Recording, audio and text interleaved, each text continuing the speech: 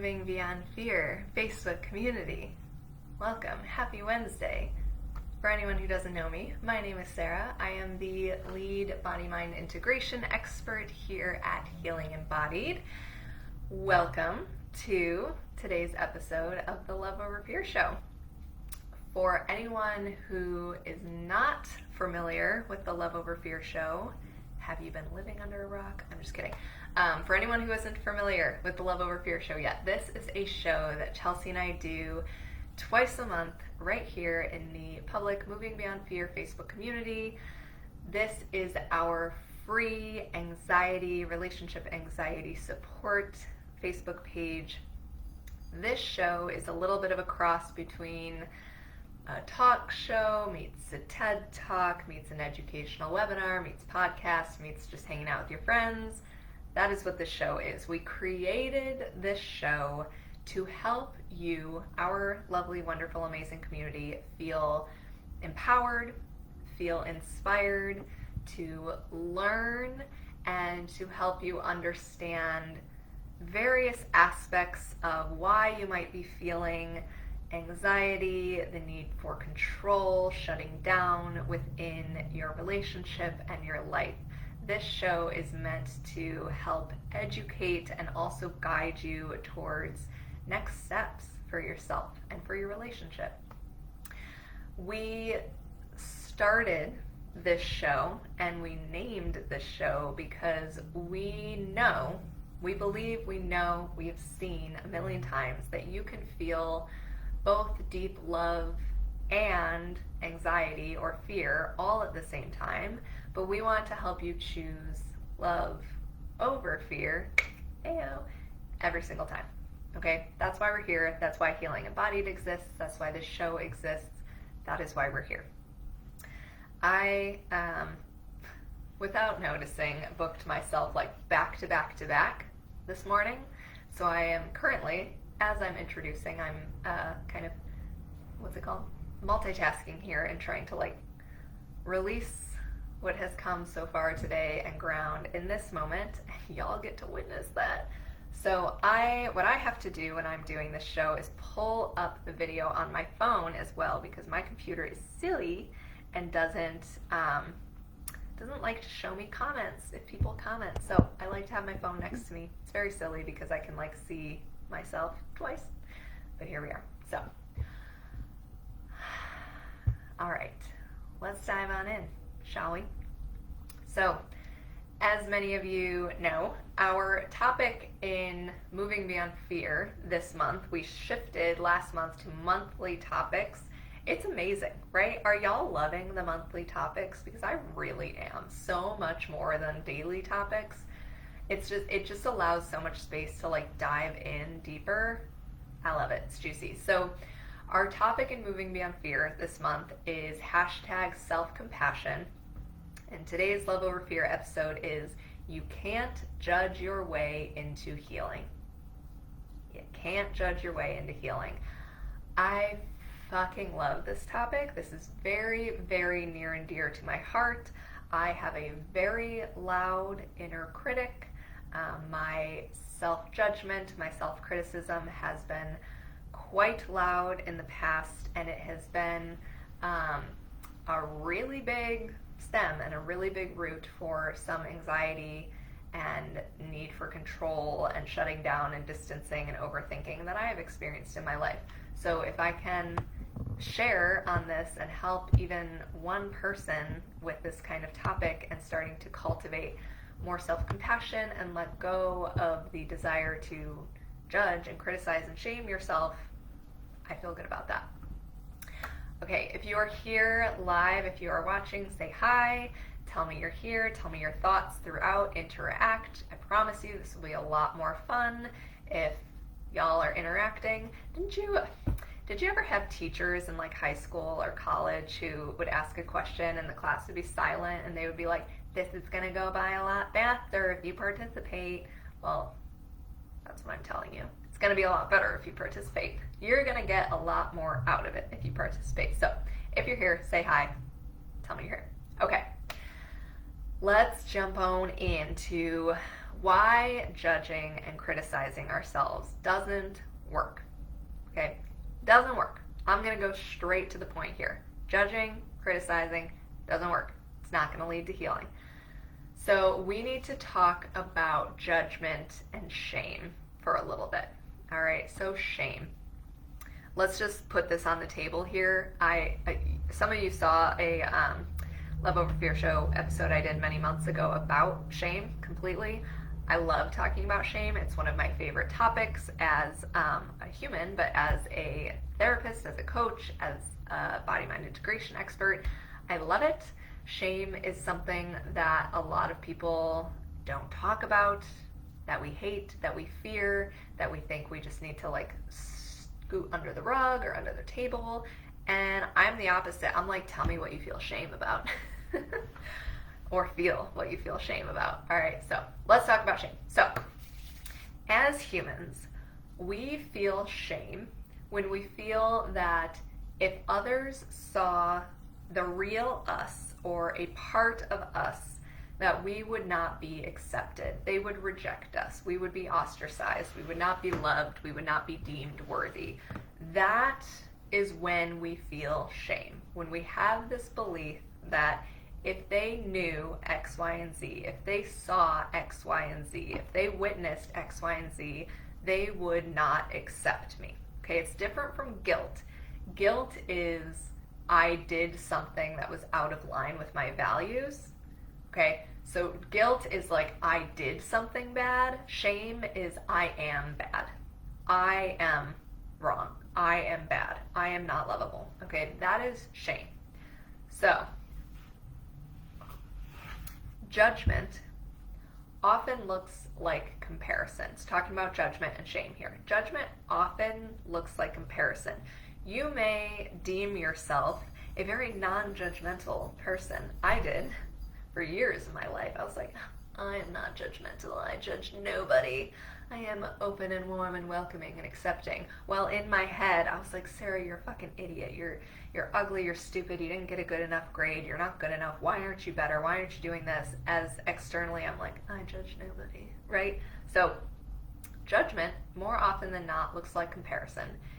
Comparing ourselves to others, comparing our partners to others, comparing our relationships to others, comparing our stories, our emotions, our experiences, our appearance, comparing your present self to your past self, your reality to your expectations. The list goes on forever, okay? If you find yourself comparing anything, that is often a very good indicator that you are living in a little bit of judgment there, okay?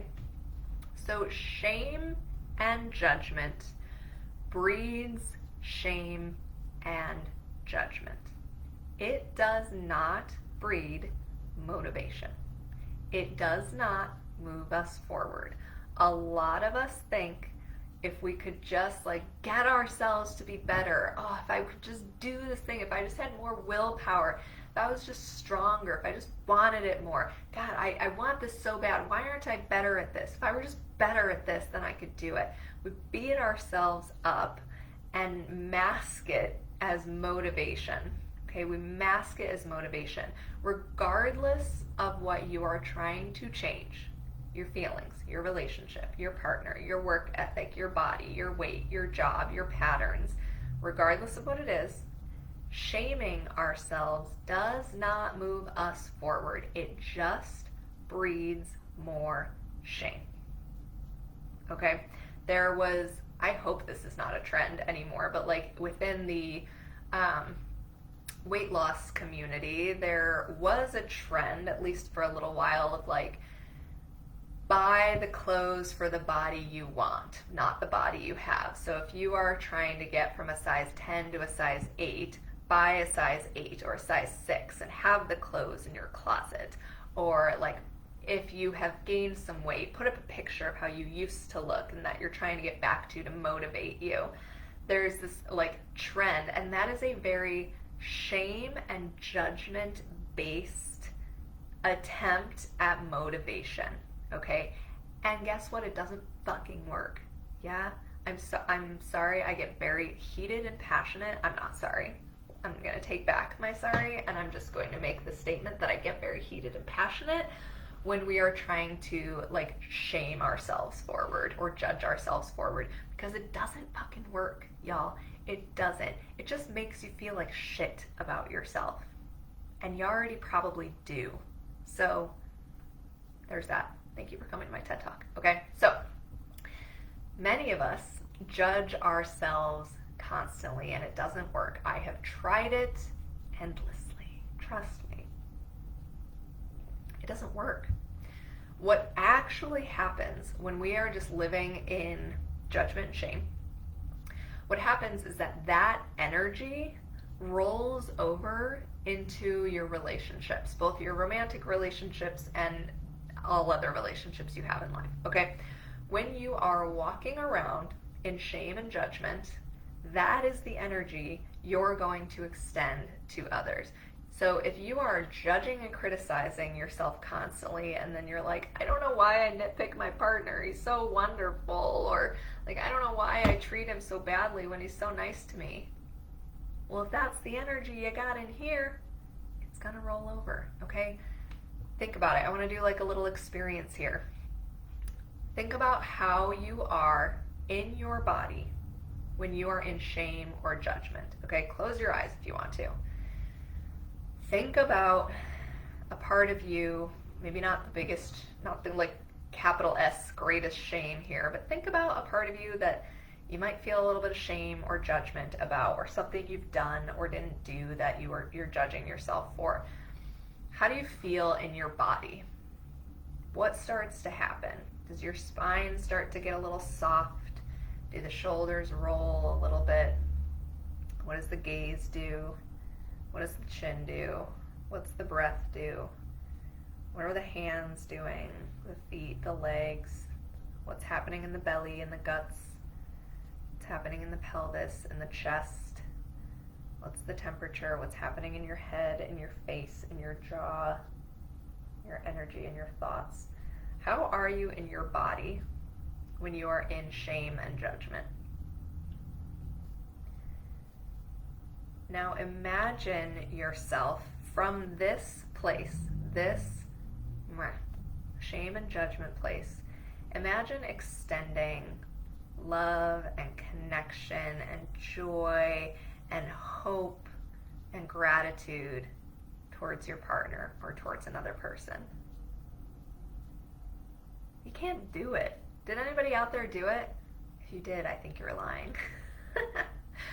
You can't do it. Where is it going to come from? Where is that coming from?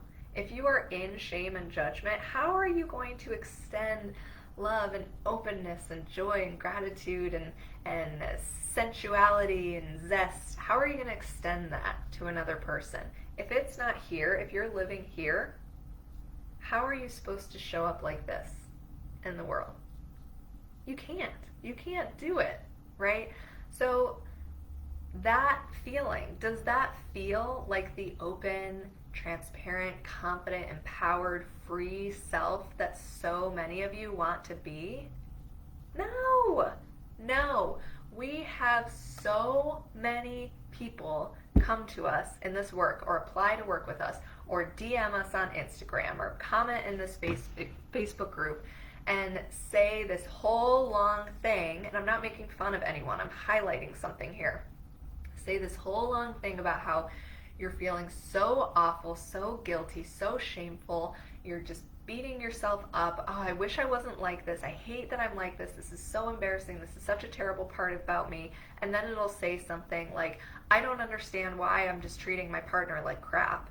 And every time, what I don't do that. Well, maybe I do. Maybe I should. What I want to do is just tell someone, read that. Read that back to yourself. Read it back to yourself right now. How do you feel reading that? How do you feel reading that about yourself? And you wonder why that's the energy that's coming out into your relationship? It doesn't add up, right? All right. So are we on the same page here? Do you believe me that judgment and shame doesn't work? Do you believe it doesn't? If you don't believe, keep trying it. Keep trying it. Shame yourself for a little bit longer and tell me if you feel better. That's my kind of cheeky challenge to you. If you're here live, say hi, by the way. I see a couple people watching. All right. So let's circle back now to some self-compassion. We spent a lot of time in shame and judgment. All right. You're probably like, oh my God, Sarah, stop. So let's get into some self-compassion now. Okay. So what the hell is self-compassion? Self-compassion is not, I'll get to what it is. It is not just feeling wonderful and confident and amazing and like feeling yourself all the time. Hey, Lindsay, I see someone watching. She said hello. Hey. Okay, self-compassion is not this like badass bitch, I'm amazing, I'm wonderful, I'm confident, I can do no wrong all the time. It is not that. No. If that is your definition of self-compassion, throw it out. Get out the trash can, plop it on in there, and come on back, okay? Self-compassion, true self-compassion, is recognizing and honoring your worth unconditionally, okay? You are worthy even when you make mistakes, hurt others, fall short, drop the ball, fail, etc. You are worthy even when those things happen. That is self-compassion. Nowhere in there did I say anything about feeling wonderful and amazing all the time. No.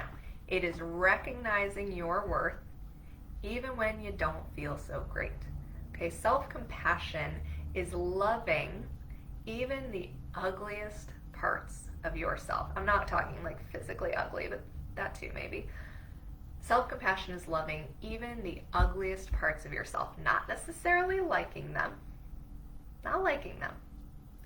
They might never feel good, but loving them. Recognizing that that is part of what makes you, you. Recognizing that is a part of who I am, and I can love that part. I don't really like it, doesn't feel great, but I can love it. Self-compassion is living in line with that worth. Showing up for yourself every day. Showing up for yourself when it's hard. That is self-compassion. You with me? Recognizing and honoring your worth unconditionally. You are worthy even when you make mistakes or do something wrong or fall short or hurt someone else. Self-compassion is loving even the ugliest parts of yourself, and it is living in line with that worth. I will circle back to that later. Okay? So, I can see comments on my computer. I love when that happens. Okay, well then I am closing my phone. I don't see 6 Sarahs here. Cool. Love when this happens. Technology. I hate it, and I love it. Okay, so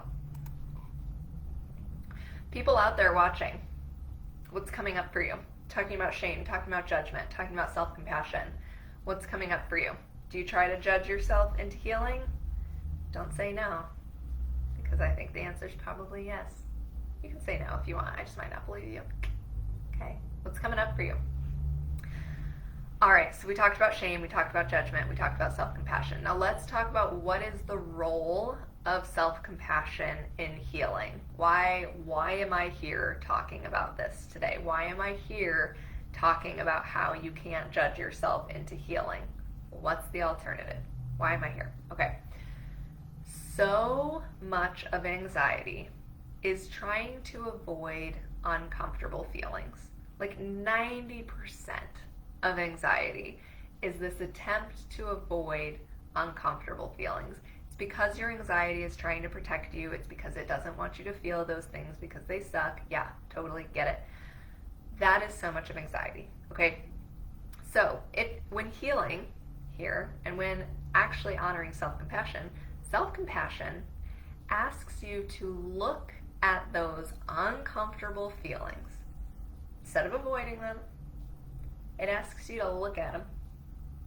Say hello, hi, hey shame, hey grief, hey anger. Give them some space. You can be here. and honor that those are a part of who you are. Okay? That is what self-compassion asks you to do in healing, is to turn this pattern of avoidance completely upside down. Look at the uncomfortable things you've been avoiding, say hi, give them space, and honor that they are a part of your story. When we can do that, what starts to happen is we learn that these uncomfortable things, these emotions, these experiences, these thoughts, they're not actually scary. They might be uncomfortable, but they're not scary. They're not something that we have to avoid. Okay, they are not going to hurt us or kill us. They might not feel good, but they're not scary. Okay? Then what happens is this self-compassion, this energy of compassion, empathy, love, acceptance that we cultivate in here, that rolls over into your relationship naturally. Okay? We don't have to force it. It's going to roll over there, because when you are in a place of compassion and empathy for yourself, how are you moving through the world? How are you before? In judgment, probably like this, or very strict. When you're in compassion, it tends to get a little bit softer, a little bit more open, a little bit more willing. Breathe a little bit better. Maybe there's a little bit more lightness and joy. That is the energy that we extend to others then, okay? Do I have any nitpickers out there? Anybody out there who finds yourself nitpicking your partner? Oh, they're just not good enough, or maybe they're not attractive enough, their hair isn't quite right, they're not quite funny enough, oh, I didn't really like the way that they dressed the other day, oh, I wish they were a little bit taller, I wish they were a little bit more masculine, I wish they were a little bit more feminine. If you find yourself nitpicking your partner, anybody out there? Anyone? That tendency, that kind of picking apart, nitpicky tendency, that is being fueled by rejection in here. What we reject, we project onto others, okay? That is what's fueling the projection, the nitpicking. It's rejection in here, okay? When we hold compassion for all parts of ourselves, the messy, the ugly, the scared, the annoying, the loud, when we hold compassion for all parts of ourselves, that is going to spill over naturally into our relationships, okay? That is the energy that we're going to open up into the world. When we are in a place of rejection in ourselves, then we're going to start nitpicking and rejecting and projecting all over our partners. When we have compassion and softness and ease in here, that's what we're going to extend to our partners. No, it's not going to mean that you're suddenly, if you've hated the fact that your partner chews with their mouth open for years, it doesn't mean that you're all of a sudden going to be like, I love that you do that. No, hell no. No. It's not going to happen, right? But instead of being like, oh my God, he's eating with his mouth open again, I could just rip his little face off, or if he was really the right partner for me, then this wouldn't aggravate me so much, right? Instead of that, you might be like, God, that's a little gross. It's all right. I love him anyway. I can love that that's part of him. Don't like when he does it. I would rather sit next to him than in front of him. But it's part of him, you know? There you go. See how different that is? Do you see? No, it's not the like, I love this part of you that I've always hated. That's not going to happen. That's not realistic. But it opens you up to viewing these parts of your partner that you're not loving or rejecting or projecting all over as part of who they are, part of this complex, multifaceted human that they are. Same with yourself. If you just constantly beat yourself up for being forgetful or being late all the time, I tend to be neither of those things, so it's funny that I chose those. I can be forgetful sometimes, actually. That's true. Never late. But if you are constantly beating yourself up for something inside of you, it doesn't mean that you're automatically going to be like, God, I love that I am always late to things. I love that. But you start to recognize that is just one part of who I am. That is one small piece of the puzzle that makes me me. Okay? So the other thing that happens and that takes place in healing when we are cultivating self-compassion is that we actually start to hold ourselves accountable. Real, true accountability. Not the kind where you're late again. You're like, Sarah, you're so stupid. Why are you always late? Oh my God. Okay, next time I have to set an alarm. I can't do this again. Oh God, I'm such an idiot. Not that kind of accountability. That's not accountability. That is just beating yourself up. That is just rubbing salt in the wound. Okay? That's not accountability. Real, true accountability happens when we cultivate self-compassion. What starts to happen is that when these old patterns come up, when self-sabotage starts to sneak its little way on in, when we start to fall back on things that we've maybe previously worked through, when we have a foundation of self-compassion, we recognize that. We recognize what's happening. And from a place of loving compassion, you say, Sarah, see what's happening? That is not in line with how you want to treat yourself and show up in the world. Let's shift. Let's make a different choice here. Okay? Not from a place of shame. Not from a place of, Sarah, you idiot, you already healed this, you should be stronger than this. No. But a place of compassion. The reason is because when we have self-compassion, we start to honor our worth in a whole new way, and we stop doing things that negate or go against that worth, right? That is like the biggest antidote to self-sabotage, is cultivating self-worth, leaning into your worth, okay? We sabotage as a way of punishing or harming ourselves. So when we believe that we are worthy of something else, worthy of love, worthy of healing, worthy of feeling okay about ourselves, feeling confident, feeling good, when we are worthy of that, we stop doing the things that go against it, right?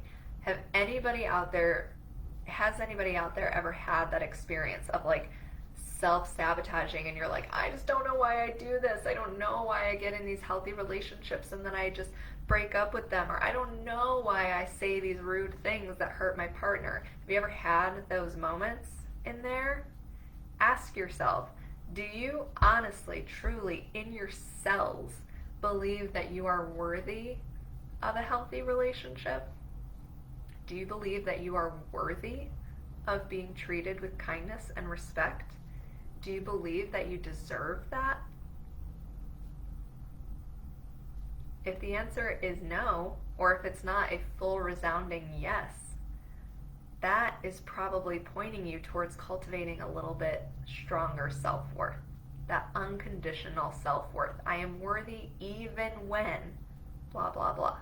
Okay?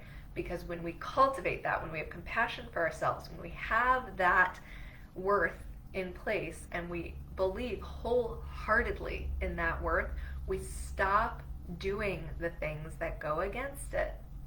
Okay? We prioritize our own well-being. We prioritize it. We prioritize our healing. We honor ourselves. Yes, Lindsay said yes, 100%. We honor ourselves enough to do the hard things. Doesn't mean self-worth, self-compassion doesn't make it easy. But we honor ourselves enough to do the hard things. And guess what? Healing is hard work a lot of the time. Anyone who has worked with us knows shit ain't easy, right? So to truly do the healing work, to truly lean in, truly show up, you have to believe that you are worthy of it.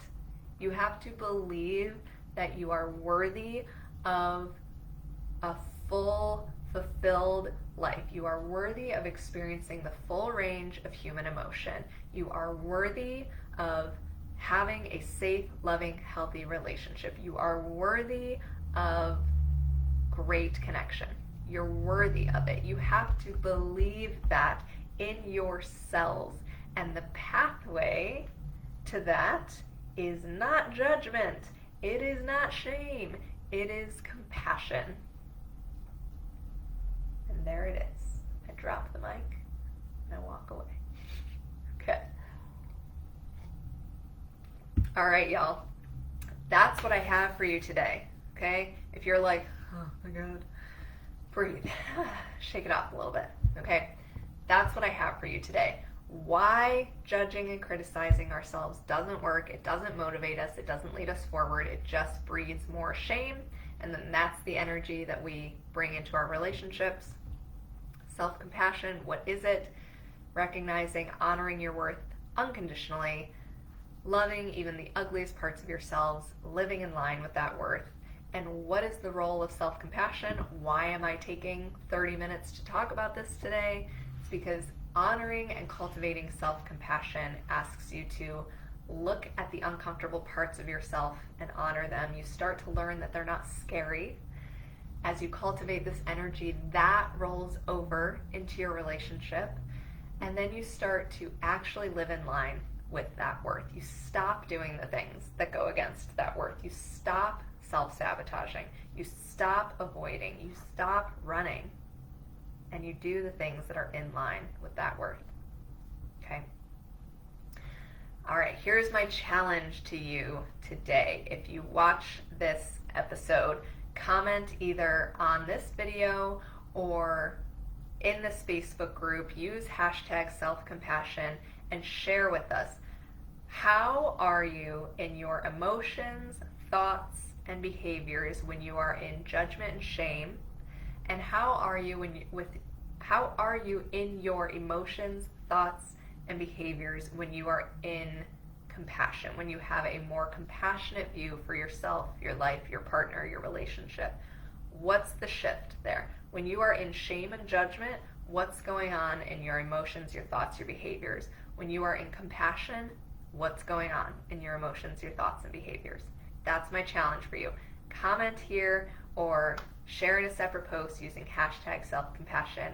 I hope this episode was helpful. I hope it maybe inspired you and maybe lovingly called you out on some patterns. Let's see. Lindsay said, thanks, Sarah. 1000% feel this. Yes, girl.